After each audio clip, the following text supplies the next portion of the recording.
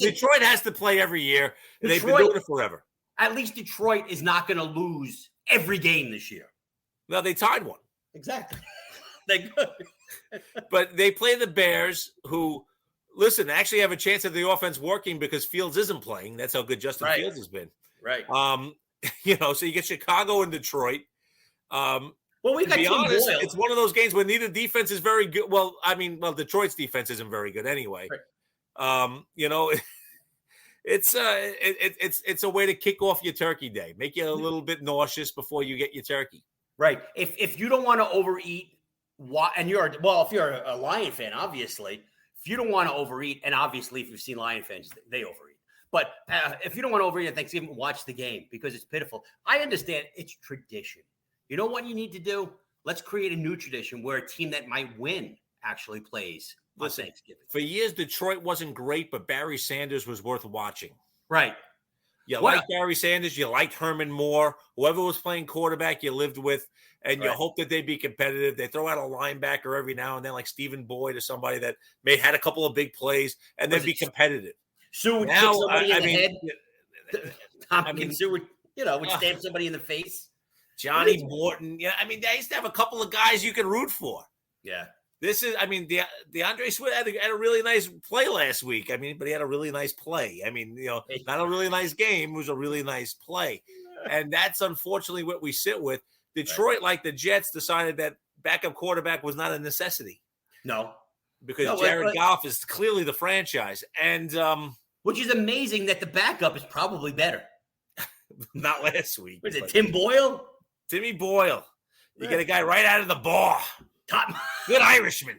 That's right. Throwing the ball around, drinking his Killians. Then all of a sudden they call him up, say, you got to play this week. He happened to be driving past the bar when the general manager of Detroit was coming out and needed a ride home. Absolutely. Let's get the Irish kid in here. Let him toss it around the yard. But you know what? They were competitive last week. Cleveland, who everybody loved, won by 3. The great Baker Mayfield. I'll tell you, they're calling for his head, for Mayfield's head. They're calling for Case Keenum. You know what? Baker Mayfield has shown what he is. Listen, he's a good game manager. He's not going to win games for you by himself. The funny part was that Chubb played last week. I know. So you would have thought that they would have been a little bit more competitive than they were. Baker Mayfield is definitely going to be one of the top candidates for moderate Hall of Fame, for mediocre Hall of Fame. He's going to be in the mediocre Hall of Fame for football, I think. There's also a legit chance that he will be a Detroit Lion at some point, because that's what the Lions try to do, is take mediocre quarterbacks and put a lot less talent around them and see what they can do. Game number 2, you have Dallas against Vegas. Now, the funny thing about Vegas is that we called this a couple of weeks ago. Mm-hmm. That team's just starting to fall apart. Which is what they always do. But the Chiefs blew them out 2 weeks ago. Bengals blew them out last week.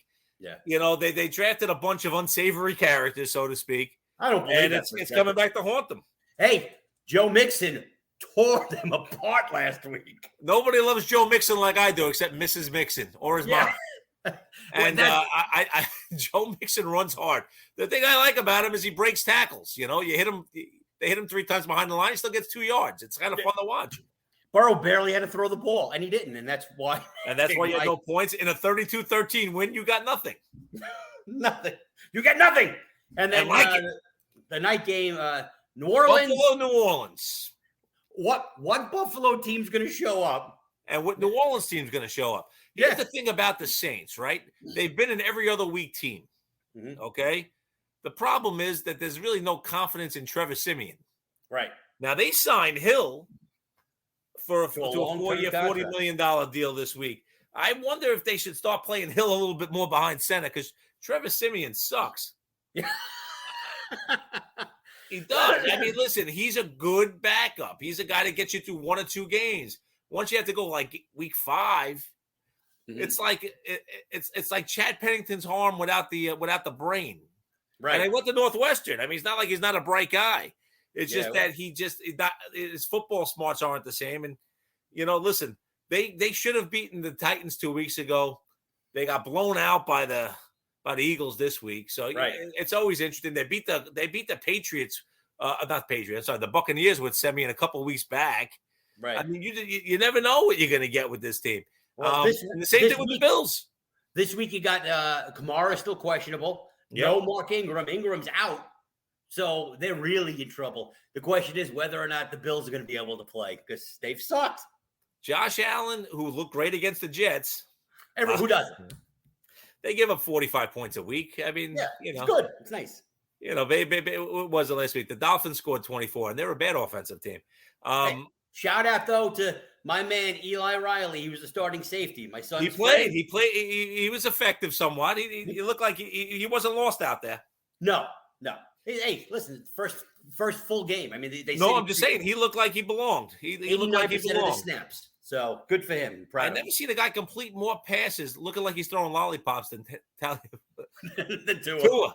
Tua just throws like these lollipops, but he throws them at the right time and they get through. Did you see that Rex Ryan called Saleh, and now all of a sudden, I'm a fan. I'm a big fan of Saleh's now. He's got a plan. He's ready to go. 2 weeks ago, he ripped him to shreds. Yeah, you are an a-hole. You couldn't hold my jock. And now I really, really like it. Well, to be perfectly honest, some of the blame has to fall on Saleh when you give up 45 points 3 out of 4 weeks. The team hadn't come out ready in first quarter basically all season, except for the one game against the Bengals. They haven't come out all season. So at some point, the coach has to take a little bit of the blame. I know the talent level isn't great, right? But they don't come out of the locker room ready ever. It's sad. Ever. Now, before we go into some quick fantasy stuff, look at our Giants. So my Giants finally got rid of Jason Garrett. That's the good news. The bad news is you still have the same scheme and the same players. The thing about the Giants scheme and players is that it's really the offensive line that freaks you out. Right. I like the talent at receiver. Saquon, if he's healthy, is fine. And when he wasn't, Booker's okay. Right. The tight end should be better. He's just he's an enigma. He's old. He's done. Kyle Rudolph. No, I'm talking about the other kid. Ingram. Yeah. He should be better. He just isn't. The fact is they've tried to draft. They've tried to sign free agents. And nobody that goes and puts on that blue and white wants to block. Right. Daniel Jones has a good arm and he runs like the wind. And yet outside of one game this year, the guy can never put together two halves. It's hysterical to watch. And I don't know if it's the scheme or I don't know if it's Daniel. Listen, at the end of the day, when the Giants beat the Bills in the Super Bowl, what was it, 17-14 or whatever, 17-16, whatever it was, why were they good? They had a dominant defensive line and a strong offensive line. Because Jeff Hostetler was a journeyman quarterback. He was great between the 20s. Yeah, but take that away from him. I mean, that's why the Giants won the Super Bowl that year. You win at the line of scrimmage. You have to win at the line of scrimmage. The best teams control the lines of scrimmage. But, we're stupid, you and me, right? Well, everybody knows that. We know that that's what you need to do. Gettleman hasn't done squat.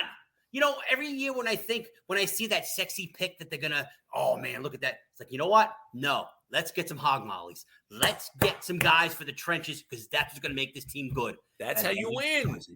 Then he does it. I look at my Jets and I've been missing my left tackle all season. I get it, right? Mm-hmm. But, when he comes back and I got the left guard now and, I just traded for a right guard and I have a right tackle. When healthy, one of those two guys can play it, and maybe I need to upgrade my center. But that's it. If I get my offensive line going, I feel I don't love Wilson. I don't, but it's his first year, so we'll see. But without the O-line, you can't win in this league. Right. The Jets teams that made it to the AFC Championship game, they only got there. It wasn't because Sanchez was good, because he wasn't. It was because the O-line was great. You had Mangold and Brick and Faneca and Moore and Woody, and these guys were great. Mm-hmm. The quarterback could hand it off 30 times a game. Anyway, let's go through the slate real quick because I know you have to run. The Giant fans, please, do not fire Matt Nagy. Please, I beg you. Oh, Lord Jesus Christ, whom I love you so much, do not let the Bears get rid of Nagy. Nagy will be gone. No! 2 years ago, he was that up-and-coming genius coach. Now he's gone. Because that's how quickly the NFL turns. I want the 3rd and 4th pick in the draft, and not going to say no to anything else. That's right. I don't blame you. I want the 2nd and 10th. I want them. Good luck. You know, Seattle can keep losing. I'll be a happy guy. Let's go, Washington football team. New England is now the first place team in the AFC East. They've passed Buffalo. Everyone thought New England was done. Now they're the best team in the AFC East.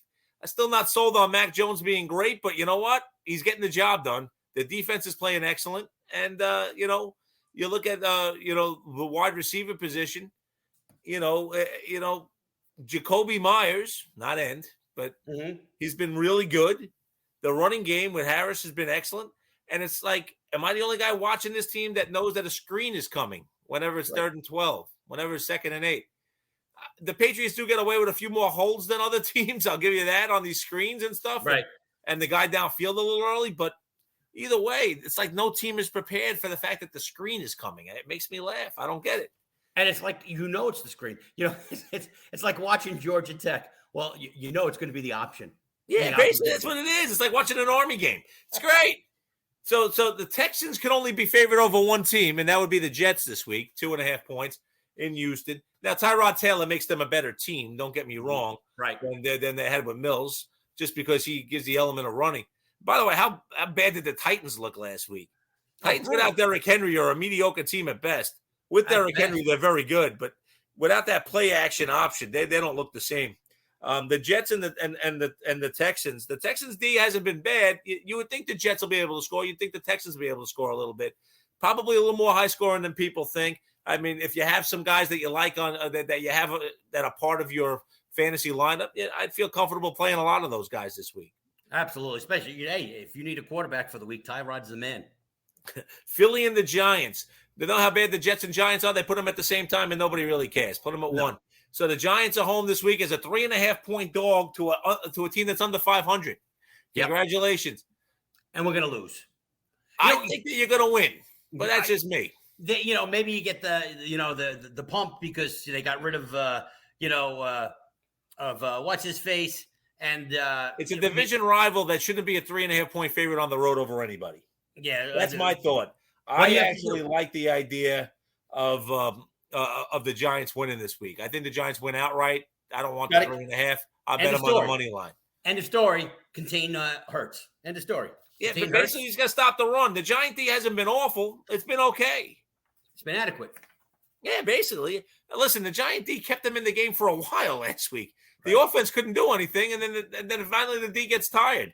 You're not going to stop Brady and those guys for that long. Well, when you're on the field for like 40 minutes, you're going to be exhausted. What can you do? So, speaking of Brady, they're a 2.5-point choice in Indianapolis. Now, Tampa does a great job of stopping the run. Mm-hmm. So you got to be a little bit your guy's Taylor. I'm not trying to say he won't have some sort of a game, but they do a great job of stopping the run. He's not Wentz scoring is going to have to play well to win. Wentz is going to have to be the guy. Pittman and Hilton can both be open. There's a lot of different options on that because they don't cover the pass that well. Right. But they do not give up a lot of running yards. As far as Tampa goes, they won't run the ball much either against the Colts. It's really going to come down to, if the Colts can cover them. And you got to remember, Josh Johnson put up 300 yards against them in, 3 quarters. Oh. I mean, the Colts pass defense is not great. Well, we'll see what happens. They're coming off a short week. The Buccaneers, maybe they can fool them. Maybe they can squeeze through. Obviously, Indianapolis needs the game. So Indianapolis going to have to score points to win. That's what I'm trying to say. Atlanta and Jacksonville's like a toss-up game, basically. Mm-hmm. It's in Jax. Jacksonville wants that first pick also. Now that you got rid of Mike, Davis? He should have a big game. he'll explode. Because after watching him for 8 weeks do nothing, I figured I'd get rid of him. Atlanta, I mean, listen, Atlanta's got, Ridley walked away from the game for some reason. I don't know what his personal issues were. Matt Ryan still plays at an okay level, and the tight end's a stud. But that's it. Yeah, Pitts is a stud. He's a hard guy to cover, but now he's getting covered by corners. So it's going to be, but he's 6'6". He's bigger than the corners. When we were talking about beginning of the season, we were talking about how Gage would be a nice guy to complement your team. Well, not when he's the number one receiver. Yeah, and he's been hurt a lot. He hasn't had a great